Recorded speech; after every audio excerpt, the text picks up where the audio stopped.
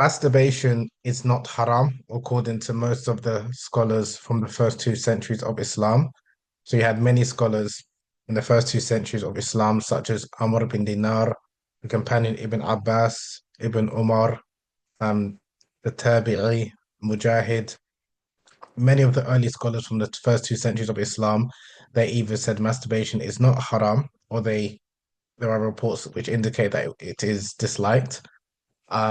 There's a famous tradition from Ibn Abbas when a young boy asked him about masturbation because he was unmarried.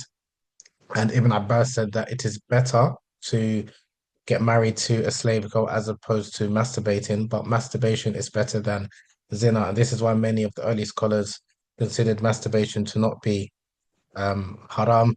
And Al-Hasan al-Basri was also quoted as saying that many of the companions, both the male and female companions, some of them used to masturbate when they were away from their spouses.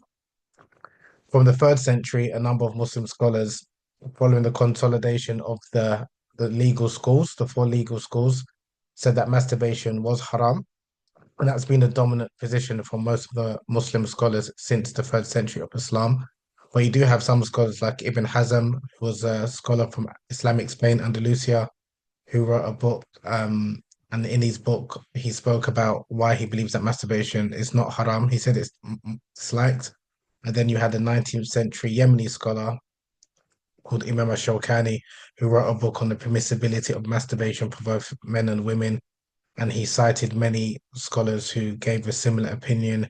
And also Ibn Qayyim al-Jawziyah, he cited a earlier Hanbali scholar called Ibn Aqeel, who was from the 12th century, I believe, who said that masturbation is not haram for both men and women alike. But it's obviously better to get one to get married. But if one is not married, many of the early scholars they didn't have any issue with masturbation. In recent times, a lot of Muslims have adopted a more of a puritanical approach towards masturbation, where they consider it to be completely forbidden. Whereas, like I said, in early Islam, especially the first 2 centuries, there were many reports where scholars either didn't have no issue with masturbation. There were reports that Ibn Umar said it's just a part of your organ. Some scholars said that, like Amr bin Dinar said, there's no harm in masturbation. Others disliked it, but they didn't say it was haram. So again, there was differences of opinion amongst many of the early Muslim scholars, whereas nowadays many contemporary scholars take a more conservative approach towards masturbation. But when one looks at the issue, it's definitely a difference of opinion amongst the scholars.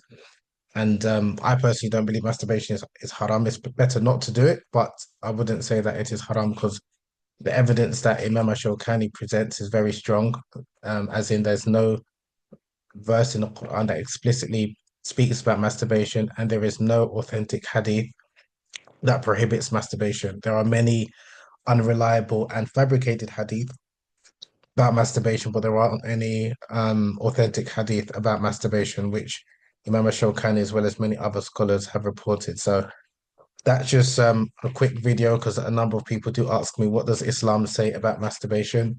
In summary, there is a difference of opinion amongst Muslim scholars. I personally follow the opinion of Imam Shawkani, who said that masturbation is not haram, and he cited many of the early scholars from the Salaf, such as Amr bin Dinar, Ibn Abbas, Ibn Umar, Mujahid, Al-Hasan al-Basri, as well as others who gave the impression that masturbation is not haram. But obviously, if one is married, it's better to relieve themselves with their spouses, and Allah knows best.